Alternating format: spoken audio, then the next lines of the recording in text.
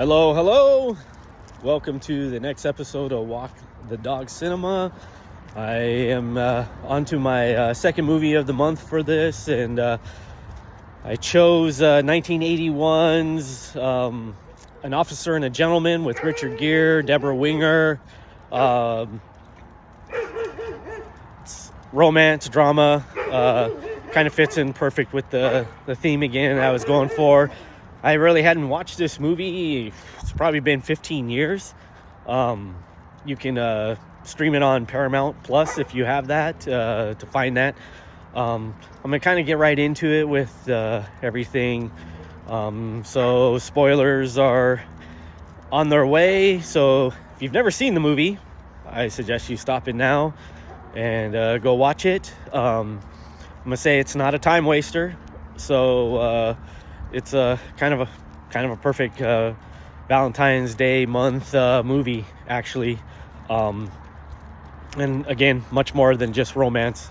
It is about someone who learns, in essence, what he wants in life and how love helps him through all that. So, from someone who never got any love in his life, really, to begin with. So, some interesting themes within just the romance aspects of the movie. But here we go. If you don't care about spoilers, just keep continuing to watch, and I'll kind of give my overview. Like I said, I hadn't seen it in probably 15 years, and when you add 15 years to what's gone on in life, you might come at it a little differently. And I've always kind of liked the movie. I think I enjoyed it as an older gentleman now than when I was younger. I really enjoyed not so much the romance aspects of it, but really the overall arc of Richard Gere's character. I had totally forgotten about how it set up the movie with him, his mother passing away from suicide, and how that affected him, and he gets shipped off to his dad, who's in the Philippines.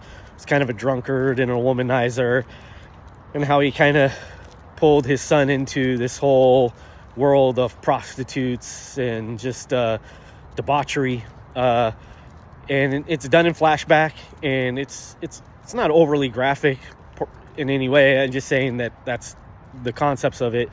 And we see that Richard Gere wants a little bit more in life, and so he joins the Navy to become a jet pilot. He is a college grad, so that's kind of set up. And then we get right into basic training, and you see kind of the wounds and how Richard Gere's character is kind of self-centered, all for himself. And over the course of time, he's going to learn to be a teammate, and how to love someone, and how to kind of open himself up and express. And it's kind of a typical 80s movies, though it is actually rather well directed with sequences. The movie keeps moving along. It's 2 hours 10 minutes, and it moves at a good clip, and the basic training stuff is really good. Keith David's in it, and he's the father in Firestarter, if you've ever seen that. He's kind of a character actor in the 80s. I've always kind of liked him. He plays a interesting character that sadly passes away in it, in typical 80s fashion, so to speak.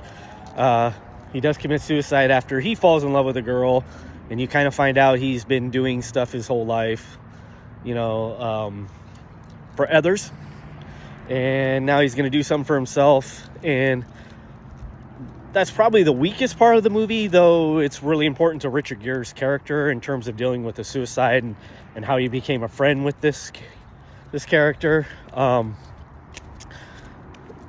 I will say the sequence in which that happens, Deborah Winger and Richard Gere carry through I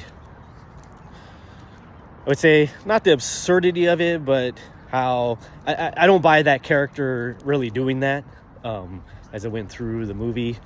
But Richard Gere and Deborah Winger sell it and sell that sequence really well, even though it's not inherently a plot hole. It just feels tacked on to deal with Richard Gere's stuff. So, but it is well done, and there is some suspense building into that scene. So, that's kind of the one misstep of the movie for me. Though it does set up Richard Gere to deal with his losses, especially with his mom, and then dealing with Deborah Winger, who he falls in love with within this movie. And to tie in Deborah Winger's character and her friend, they kind of date these men who are going to be around for like 13 weeks in the hopes of landing one, because they're pilots. They're going to be naval officers, so I guess, to get out of where they're at up in the Seattle area, they're kind of the lower class of that, in working at a factory. It's all kind of cliched in that regard, but it's done well enough that Deborah Winger, she's not in the movie too much, but she does really good stuff with what she's given here. She's kind of got the nice sleepy love eyes in this one, and she kind of eats Richard Gere up with her looks, in the sense of how she looks at him. So, when you're watching it, if you haven't seen it in a while, kind of watch for that. It is interesting to see Deborah Winger again. I reiterate, with acting, it's not what's said, it's kind of the body language. And Deborah Winger does an amazing job with Richard Gere in terms of how she's looking at him and soaking him in, and she's kind of eating him up with her eyes. And she does an amazing job with that. Richard Gere, you look at his performance, and he's a solid actor. He's done this character quite a bit. Kind of smarmy, good looking. He's got the smoldering eyes, a lot of the same looks that he uses in Pretty Woman. But I do like the arc of the character, the intensity. Richard Gere always kind of brings a nice intensity to his roles, and I kind of dig that in that sense. And so it isn't earth-shaking. I think the biggest, which I'll get to in a minute. So as I get to, is the Louis Gossett Jr. Role. He's the drill instructor of the men and women that are trying to become jet pilots. And yes, there is a woman pilot trying to be like one of the first women in this, and it's handled really intelligently. And it is, again, an important element to Richard Gere's character and how it's used, and in terms of how he helps her along to really pass the class, because she's one of the smartest in the class. She's just not as physical, but she has to do everything the guys do. And though it's a small little role, it is an interesting little aspect to the movie. But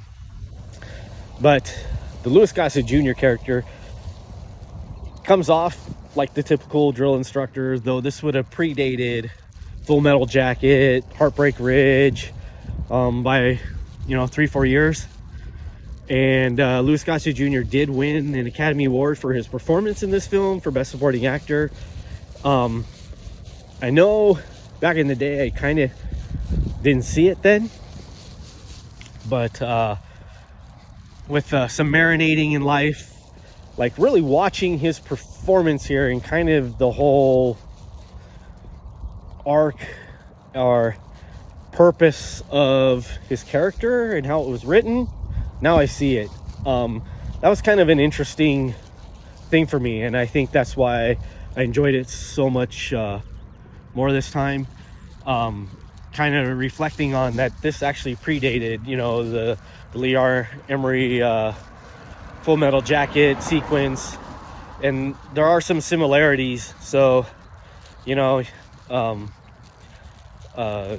but this one again would have predated Kubrick doing that. So it's interesting in what Gossett did with this role. And the big payoff is, yes, there's this kind of unrealistic fight sequence, so to speak, between Richard Gere and Gossett Jr. in it. But Gossett Jr. does such a great job with that sequence. I really, if you're watching it, watch that part. Don't worry about the kind of absurdity that this could possibly happen, whether yay or nay, whether it's a plot hole within, naval training, laying hands. That's, even back in the early 80s, it's more symbolism aspect to it. But the other aspect is really watch Gossett Jr. from beginning to end when Richard Gere pulls up on his bike and requests permission to speak to him, and he's denying it and trying to get him back in line. Then he's kind of got fed up, but he's not really fed up. It's just a great look. And again, we talk about acting performances, saying things without words, and just his mannerisms and how he carries himself, and then even through the fight, and then the overcoming of it. And what's good about the fight that I liked is Richard Gere doesn't win, gets his butt kicked in one essence, does dish it out, but it's the last line that Gossett Jr. gets in that sequence that I love. And just kind of watch that performance and how he delivers it, and it's like, okay, soldier, quit if you want to, but otherwise get your ass back in line, kind of thing. It's done with such empathy, like to transition from kind of being this hard ass, but he is showing empathy and how he carries himself with dignity, fights him, knows he could take him down even more, could destroy this guy if he wants to. But as a drill instructor, you're always trying to build up your recruits and make them succeed where they think they might fail. And it's really subtle, but you see it, you see it. And so now I see how he won the Academy Award. Very much deserving in that regard. I've liked him in other roles, like the principal and stuff like that. But yeah, it's a great performance. And then the end when he's saluting his charges who all moved on, and they're, thank you, Gunny, thank you, Sergeant. And they're all acknowledging, and he's acknowledging the people he just trained are now higher ranked than him. It's done really well. And again, Gossett Jr. just steals it in that sequence, and it's a great thing with his character. So, those are the little things to look out for. And overall, it's an enjoyable movie, and it's a good one for Valentine's Day. It's got the nice Hollywood ending, so to speak, in this one. It's well earned. It gets the great song with Joe Crocker, at the end of it all, and we do go home happy from it all. But I enjoy it in some of its cheesiness, but I do enjoy the acting and all of that. So I hope you all enjoy it, and let me know what you think of the movie down below in the comments, and any other suggestions for this month that I might take a look at. So go ahead and leave me a comment. If you're enjoying what you're seeing, subscribe, join the community, and keep having this movie adventure together. Have a good one, everybody.